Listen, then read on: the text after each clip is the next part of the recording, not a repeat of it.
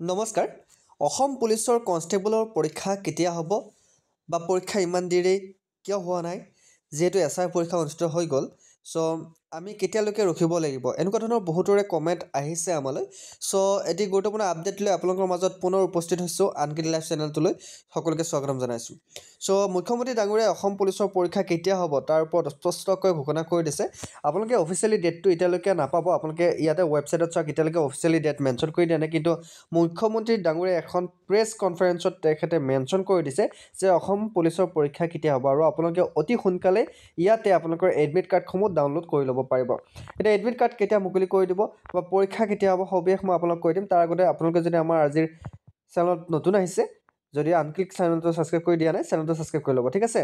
চ' ইতিমধ্যে আমাৰ অসম পুলিচৰ পৰীক্ষা এছআই অনুষ্ঠিত হৈ গ'ল এতিয়া বাকী আছে এবিইউবি কনষ্টেবলৰ পৰীক্ষা যিহেতু ৰিটেন এক্সামৰ কাৰণে আপোনালোকৰ প্ৰিপেৰেশ্যন চলাব দিছিল আপোনালোকৰ ফিজিকেল টেষ্ট হৈ গ'ল চ' ৰিটেন টেষ্ট বাকী আছিল বহুতৰে গতিকে ৰিটেন টেষ্টৰ কাৰণে আপোনালোকৰ পৰীক্ষাসমূহ হ'ব মুখ্যমন্ত্ৰী ডাঙৰীয়াই জনোৱা মতে আপোনালোকৰ মাৰ্চৰ 7 তাৰিখৰ আগতে আপোনালোকৰ পৰীক্ষাসমূহ অনুষ্ঠিত কৰা হ'ব আৰু আপোনালোকৰ যিহেতু ডিএমই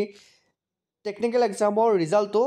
মাৰ্চৰ 7 তাৰিখৰ আগত দিম বুলি কৈছে তাৰ পিছতেই আপোনালোকৰ মাৰ্চৰ মাহতেই আপোনালোকৰ পৰীক্ষাসমূহ অনুষ্ঠিত কৰিব মুখ্যমন্ত্ৰী ডাঙৰীয়াই ঘোষণা কৰিছে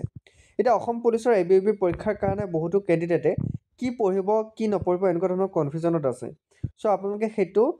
আপোনালোকে বেলেগ ইমান কনফিউজন থাকিব নালাগে প্ৰিভিয়াছ ইয়াৰ কুৱেশ্যনবোৰ চাব আৰু লগতে আপোনালোকৰ যি এখন মেইন বুক আছে সেই মেইন বুকখন আপোনালোকে হেল্প ল'ব পাৰে বা বহুতো ইউটিউব চেনেল আছে আপোনালোকে ইউটিউব চেনেলৰ হেল্প ল'ব পাৰে চ' আপোনালোকে যদি আৰু 3000 প্লাছ কুৱেশ্যনৰ MCQ আপোনালোকে ল'ব বিচাৰে আমাৰ পৰা তেনেহ'লে আমাৰ MCQ চিৰিজটো আপোনালোকে ল'ব পাৰে যদি আপোনালোকে PDF লাগে কমেণ্ট কৰিব আমি 3000 প্লাছ কুৱেশ্যনৰ MCQ চিৰিজ আমি প্ৰভাইড কৰিম মাত্ৰ 149 ৰুপিছত যিসকলে ল'ব বিচাৰে আমাক কমেণ্ট বক্সত কমেণ্ট কৰিলে হ'ল চ' আপোনালোকে গম পালে যে পৰীক্ষা অনুষ্ঠিত হ'ব